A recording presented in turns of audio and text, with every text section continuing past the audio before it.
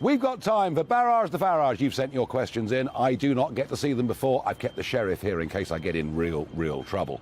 Ryan asks, whilst dangerous foreign criminals are invading this country, Rishi Sunak jets off to Egypt to virtue signal amongst the globalist elite. Do you agree this shows Sunak is not at all interested in stopping illegal immigration? No, he's giving the French another 80 million. It's not going to work. The only country that sorted this, I will get Mark's reaction on this quickly, Australia. Tony Abbott, the Prime Minister, in 2012 said anyone that comes here by boat from Indonesia will never get refugee status, and he towed them back. It worked, didn't it? Right. No, and it helps. They're far away, and they're on an island. It helps, you know, but he did the right thing, and he pushed them back, and that's helped Australia. So what should America do? We should absolutely close our borders and get control of this, because the opioid crisis has become the leading cause of death, the fentanyl. So 100,000 deaths a year, I get what you're saying. Mark says, what political party do you support and why? Reform UK, it was my legacy to British politics. Steve says, as we remember those who paid the ultimate sacrifice this weekend, do you think they would look at the state of our country now and say it was worth it? Oh, Steve, that's a very, very hard question. Do you know what?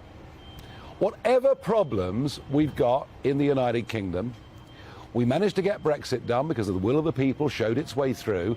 We are independent, we are democratic, we are sovereign, we are free to choose our own friends in the world.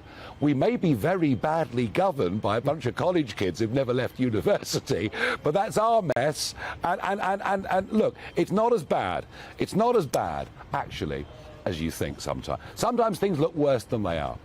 Stephen says, how long do you think Rishi Sunak will last? Well, longer than 45 days, which is how long Liz Truss lasted. I got a letter the other day from somebody. He said, my son has lived through 2 monarchs, 3 home secretaries, 3 prime ministers, 4 chancellors of the exchequer, and he's 4 months old. Which goes to show the absolute... I was like, at first I was thinking, how old is this guy? Because Queen Elizabeth wasn't young. We've been through a heck of a very, very bouncy and very, very difficult time. Tony asks, if the Conservatives don't get it sorted, which party will? Tony, I've made the point again and again. I've made the point again and again and again that we're where we were 10 years ago. The insurgency that I led, that led to Brexit, actually benefited the Conservatives. Boris got an 80-seat majority by briefly getting on board with policies that were popular. Now they've blown it. We need a completely fresh approach. We need a new party in British politics. I'm absolutely certain of that.